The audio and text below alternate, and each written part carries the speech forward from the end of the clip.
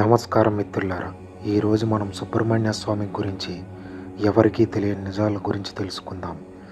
సుబ్రహ్మణ్య స్వామికి ఉన్న పేర్లు: షణ్ముఖుడు అంటే 6 ముఖాలు కలవాడు, స్కందుడు అంటే పార్వతీదేవి పిలిచిన పదాన్ని బట్టి స్కందుడు అని పిలుస్తారు, కార్తికేయుడు కృత్తికా నక్షత్ర సమయంలో అవతరించినవాడు కాబట్టి కార్తికేయుడు అంటారు, వేలాయుధుడు శూలమును ఆయుధంగా కలవాడు కాబట్టి వేలాయుధుడు అని పిలుస్తారు, శరవణభవుడు శరములో అవతరించినవాడు కాబట్టి శరవణభవుడు అంటారు, గాంగేయుడు గంగలో నుండి వచ్చినవాడు కాబట్టి గాంగేయుడు అని పిలుస్తారు, సేనాపతి దేవతల సేనానాయకుడు కాబట్టి సేనాపతి అని కూడా పిలుస్తారు, స్వామినాథుడు శివునకు ప్రణవ మంత్ర అర్థాన్ని చెప్పినవాడు కాబట్టి స్వామినాథుడు అని పిలుస్తారు.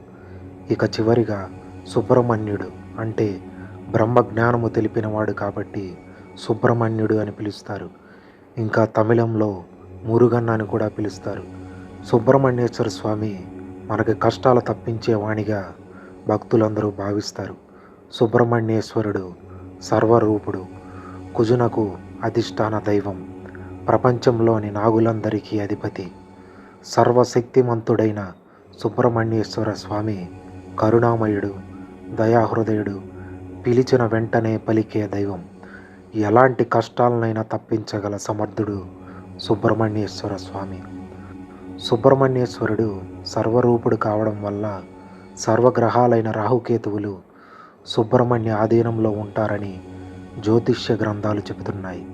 అందువల్ల సుబ్రహ్మణ్య ఆరాధనం, సుబ్రహ్మణ్య పూజ సర్వ శుభాలనిచ్చి రాహుకేతు దోషాలకు కూడా పరిహారంగా భావించబడుతోంది. కుజుడు మనిషికి శక్తి, ధైర్యాన్ని ఇస్తాడు. అందువల్ల సుబ్రహ్మణ్య ఆరాధన చేస్తే అవన్నీ మానవులకు సమకూరుతాయి.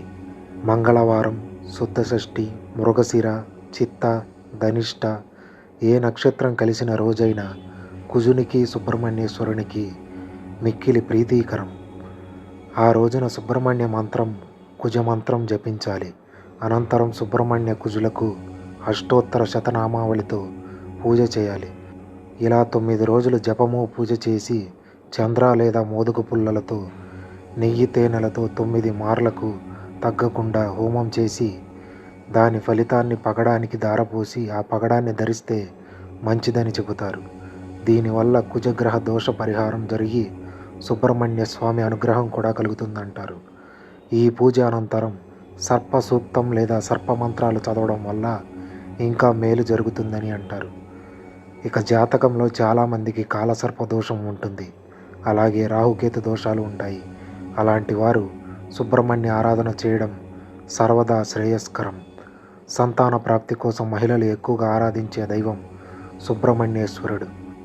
సుబ్రహ్మణ్యేశ్వరుడు బాలుడి రూపంలో దర్శనమిస్తాడు కాబట్టి తన రూపంతో బిడ్డలను ప్రసాదిస్తాడని భక్తులు నమ్ముతారు. అందుకనే సుబ్రహ్మణ్య ఆలయంలో సంతానం లేని మహిళలు పూజలు చేయడం తరచుగా మనం చూస్తూ ఉంటాం. పిల్లలను కోరుకునే స్త్రీలు వెండి సర్పానికి సుబ్రహ్మణ్య కేతు మంత్రాలతో 21 మార్లు పాలతో అభిషేకించి ఆ పాలను తాగితే వారికి సంతానం కలుగుతుందనే నమ్మకం ఉంది. పెళ్ళి, ఉద్యోగం, ఆస్తి తగాదాలు, భార్యాభర్తల మధ్య సఖ్యత లోపించడం వంటివి ఏవైనా అన్ని సమస్యలను తీర్చగల ఏకైక దైవం సుబ్రహ్మణ్యేశ్వరుడు. ఈ వీడియో కనుక మీకు నచ్చినట్లయితే లైక్, కామెంట్ చేసి మీ మిత్రులందరికీ షేర్ చేయండి. అలాగే రమణ మహర్షి గారి బోధనలు, వాటి అర్థాల కోసం మరిన్ని ఆధ్యాత్మిక వీడియోల కోసం మన శ్రీ రమణ మార్గం ఛానల్ని సబ్స్క్రైబ్ చేసుకోవడం మర్చిపోకండి. అలాగే మన ఛానల్ నుంచి వచ్చే ఏ వీడియో అప్డేట్స్ మీరు మిస్ కాకుండా ఉండాలంటే పక్కనే ఉన్న గంట సింబల్ని నొక్కండి. ఓం నమో భగవతే శ్రీ రమణాయ. హర హర మహాదేవ శంభో శంకర. ధన్యవాదములు. శుభదినము.